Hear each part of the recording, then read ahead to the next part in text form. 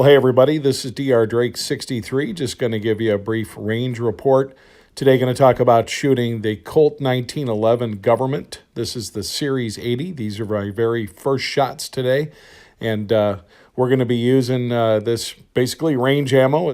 MagTech 230 grain ball. 45 ACP. So these are going to be my very first shots with this firearm, and let's see how she shoots. I bet she's going to shoot just like a 1911, and she sure does. Now, one thing about this firearm, it does have the longer trigger pull. The trigger is actually a little bit farther into the trigger well than the Series 70. I prefer that with the size of my hands. It's a little bit more comfortable position for the finger, so that works great, but still getting used to a brand new trigger. A little bit spongy compared to the single action, double actions I've been shooting lately, but very happy with this firearm just in terms of, hey, it shoots like a 45 and it looks nice, right? First targets are right here. This was taken from 10 yards.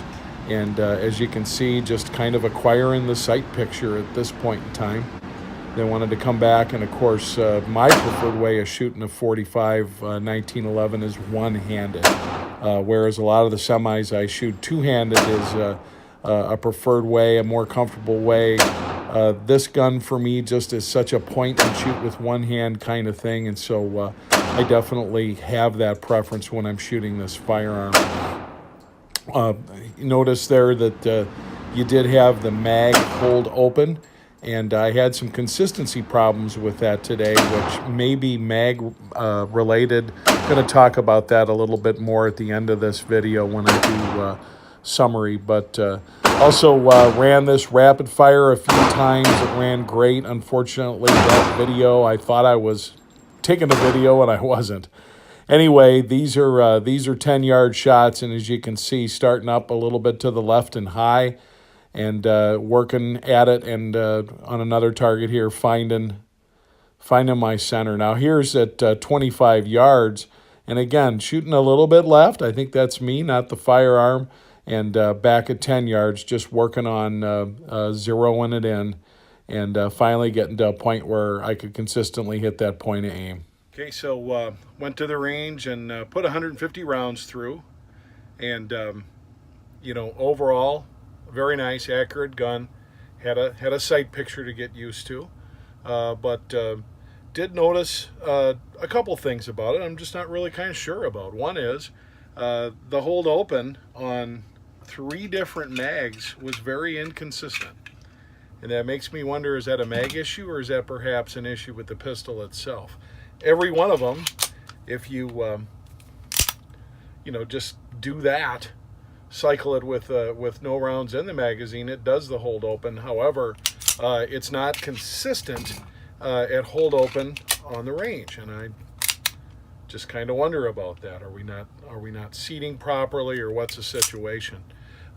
The other thing I noticed about this, I think you can notice this, but this doesn't just go in. You gotta definitely get it over the hump right here on this mag release, and looking inside, there's a chance that what's happened is that part maybe wasn't machined correctly. It looks like it was installed correctly, so it's the kind of thing that I believe that we can live with, and we'll just see if maybe be just more use. We'll just kind of provide some wear on that part, but I wonder if it's related to the mag hold open situation not being what it's supposed to be. When I get a new firearm, especially something that's $700-800 like a Colt, I'm looking for something that's going to have a little bit better function in that respect. Go up, but you can see kind of this line right here, wear mark, that all 3 of them have, and of course that's pretty normal. That's where the magazine is going to wear against the mag release as you go in and out of the well. However, if it's a part that isn't just needing to wear and it actually just needs to be machined, am I doing harm to anything? I don't think so. If I thought I was doing harm to something, I'd be sending this right back to Colt right now. So we're going to give this a few more rounds to see if that's something that works itself out. And I might just work the magazines in and out while, you know, watching TV or whatever, and see if that'll provide a little wear to buff down that part. But wondering if it could be related to the magazine hold open situation not being consistent. Like I said, I've used 2 different Colt magazines that came with the firearm, and a Smith & Wesson magazine. I'm going to try one more thing. I'm going to drop some money on a Kimber magazine and just see if this is the same issue. That's something I want to work properly on the gun. So in 150 rounds, I did have 1 failure to go to battery with a round. Don't know what that was all about. A load that wasn't a full charge load before it didn't cycle it enough. I don't know. It just happened one time.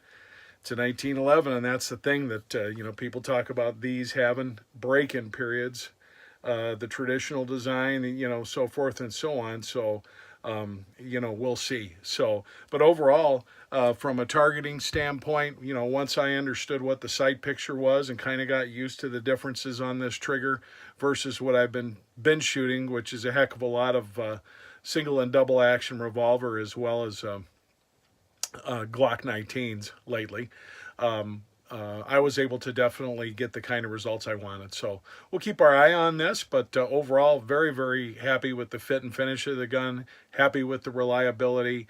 Obviously, you never want to have any kind of failure to go to battery, failure to extract, that kind of scenario. But I haven't had a 1911 that's run flawless, and this is number 5 for me.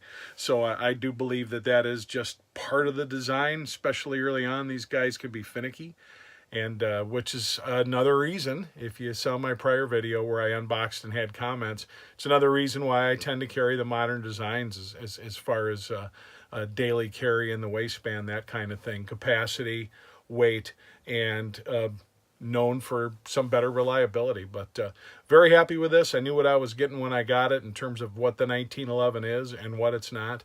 But we'll keep you guys posted on how this firearm's doing, and if I have an issue that I do believe merits sending it back to the manufacturer, I'll report that as well. I'm nobody's fanboy. I'm here to tell you guys, tell it like I see it, tell it like I experience it, and hopefully will aid you in your decision process. And of course, any of you guys have feedback, specifically guys that have more 1911 experience than I do, if you have some feedback with regards to this slide hold open feature on the magazines. I know magazines can be kind of an issue for 1911s, and that they can be picky about magazines. So any kind of information coming back to me from you guys on that would be very much appreciated. And once again, I want to thank you for watching. I hope you've enjoyed it. This is DR Drake 63 saying so long.